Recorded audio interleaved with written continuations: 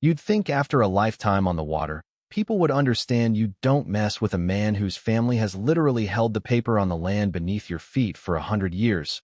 But no, not Brenda Albright. That Saturday started like any other, cedar-scented air, the lake mist hanging low, until I heard the squeal of tires on the gravel of my private access road. I stood on the porch, coffee mug steaming, watching the whole scene unfold like a badly written community theater play.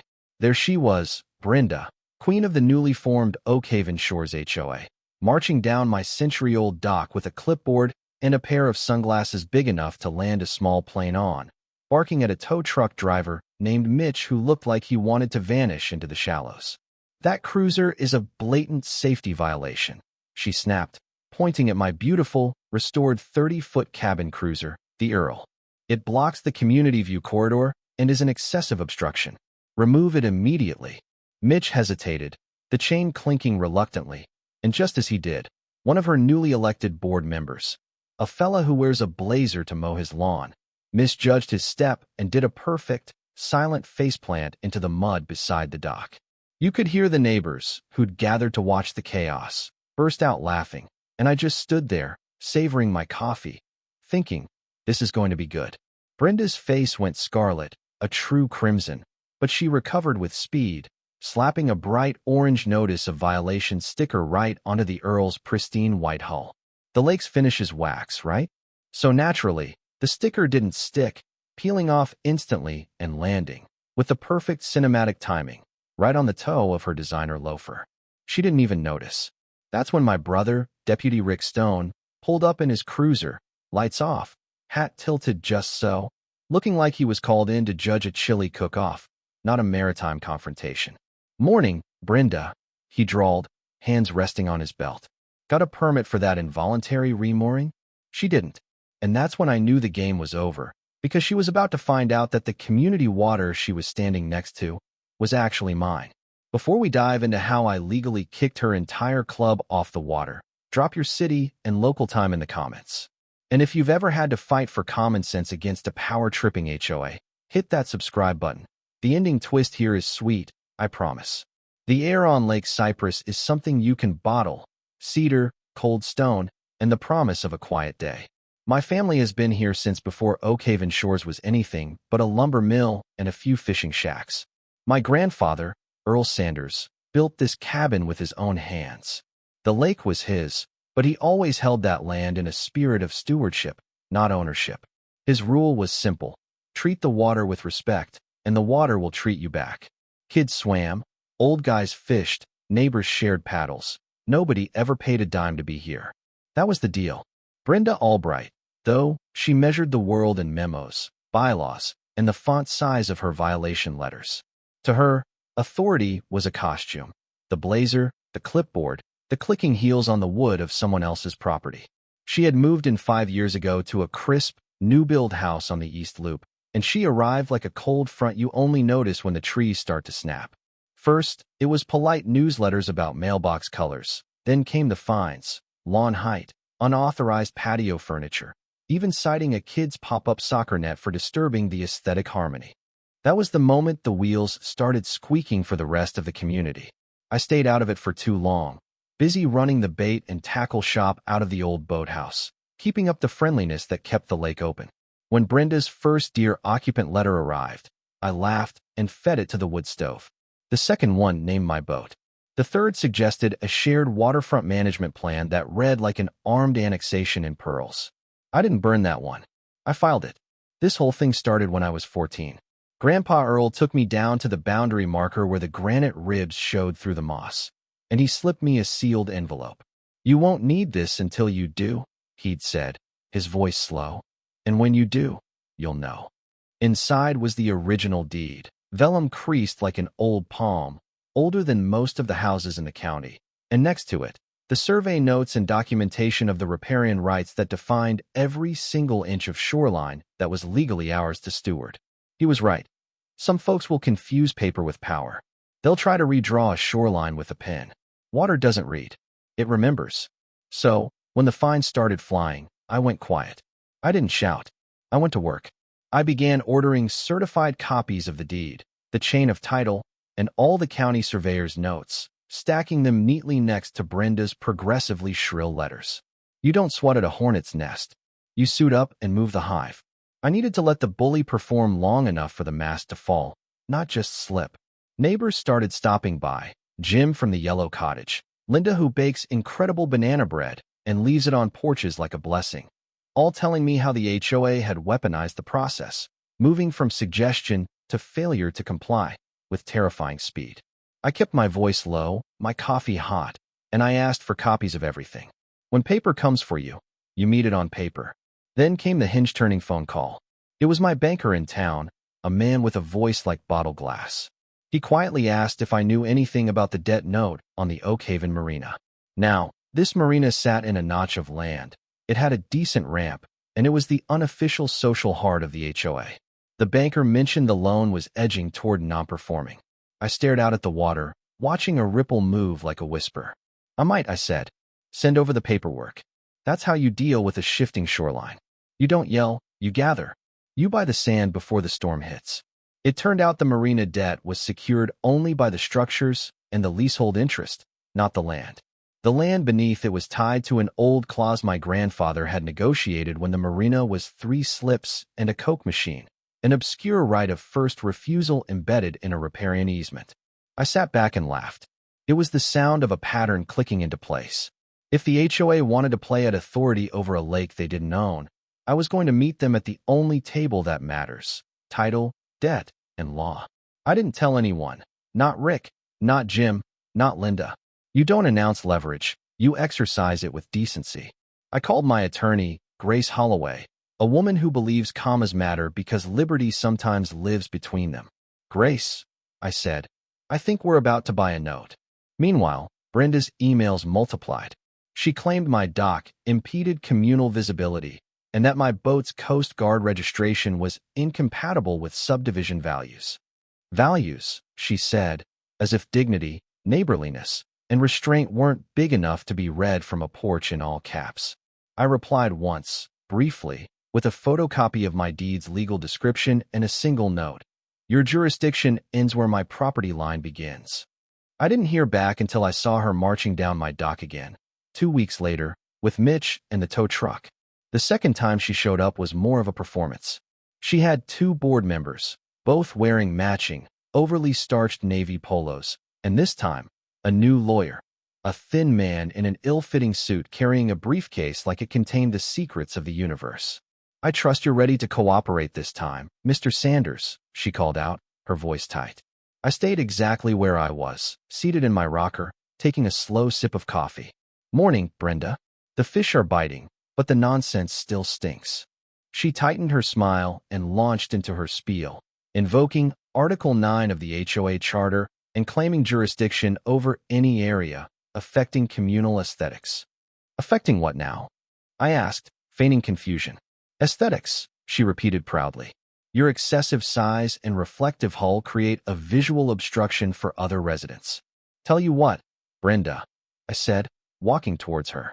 Since you're so sure about this, let's make it official.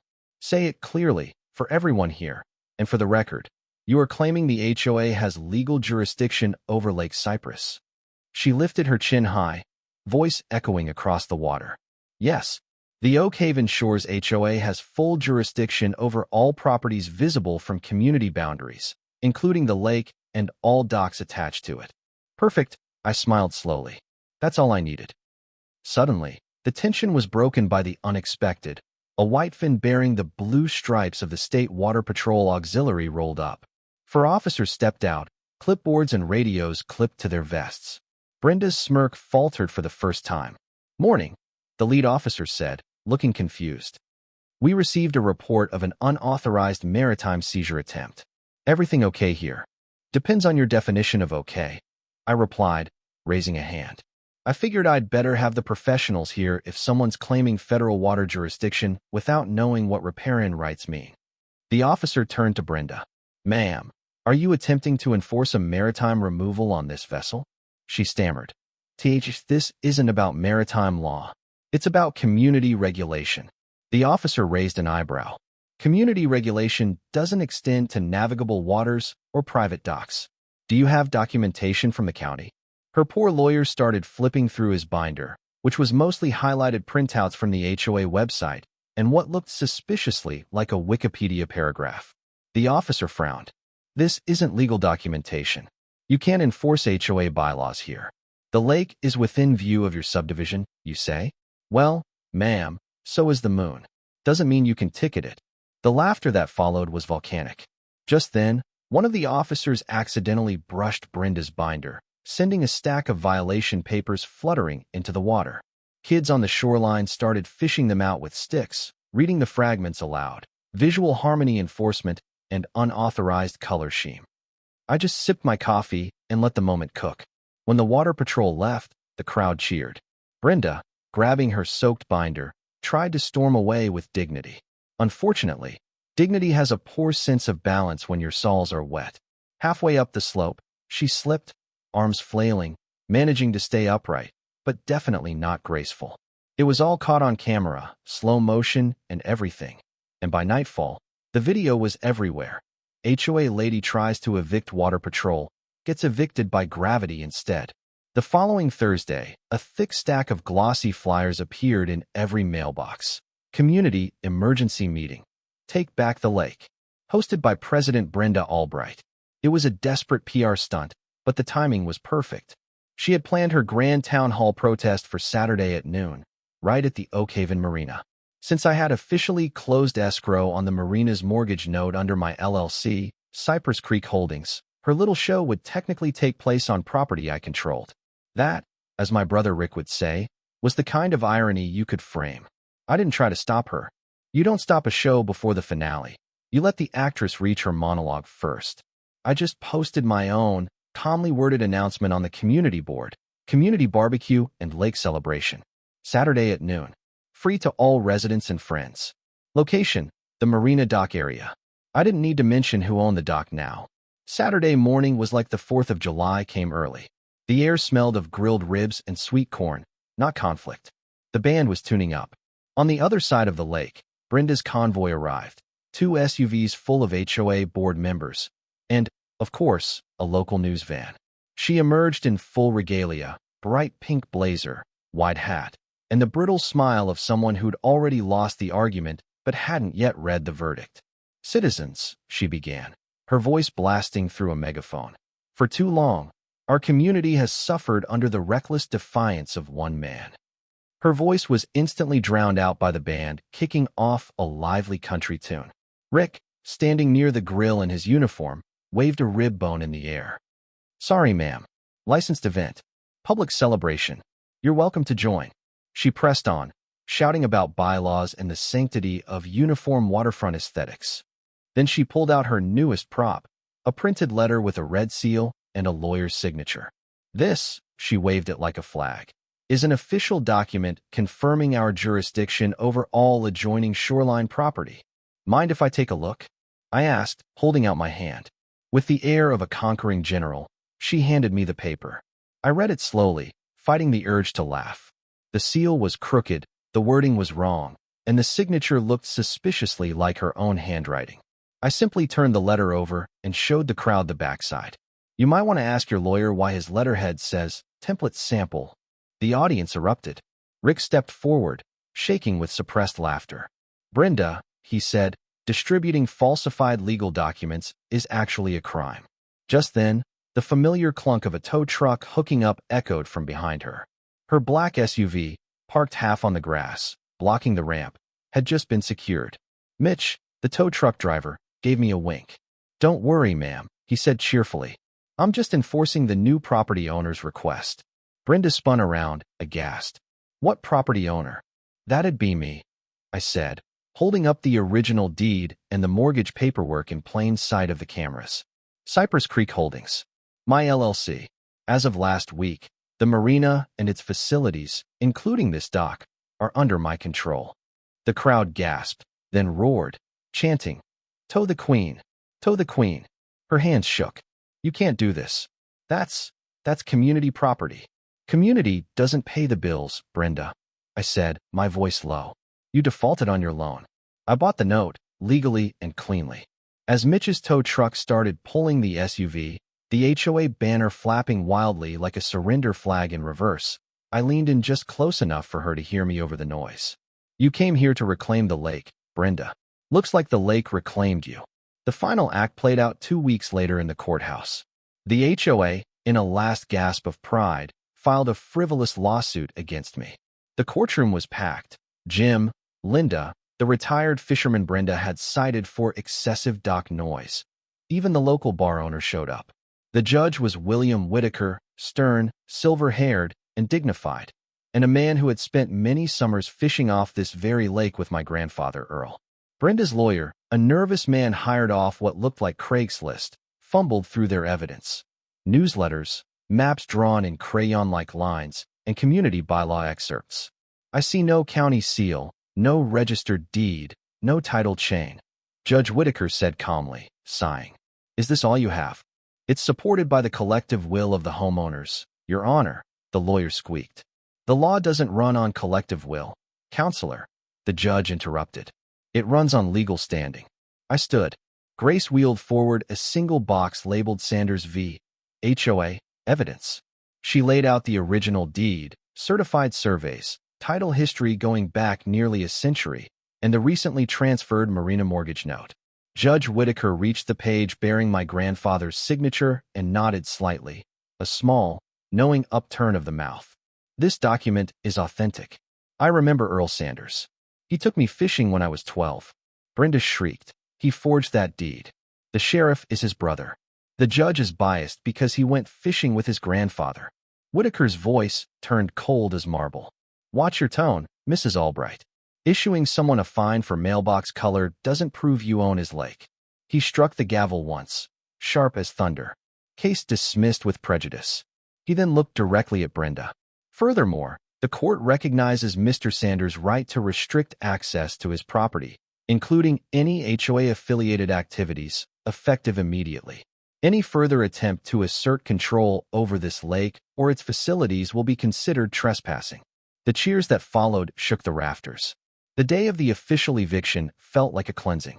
Rick and his deputies were there. Down at the marina, they opened the boxes of confiscated HOA material, the laminated rules, the fine signs, the folders of citations. They stacked them neatly on the dock like relics from a dead religion. I watched as 2 men from the water patrol stepped forward carrying metal pails of lake water. They poured the water over the stack. The ink ran like melted mascara, dripping down into the wood until the words dissolved into nothing but black streaks. The crowd erupted into cheers. A little girl started chanting, "Freedom Lake! Freedom Lake!" Later, Rick joined me on the porch. You know, he said, the county just called. They want to rename the lake officially. Lake Sanders on the record this time. I blinked. You're kidding. Nope, he grinned. Said it's what the people are calling it anyway, so they might as well make it legal. I looked out at the dark, still water, watching the moonlight shimmer. I had won the fight for the water, but the real victory wasn't in the fines overturned or the lawsuit dismissed. The victory was seeing a community remember how to live without fear. I touched the frame of the old deed.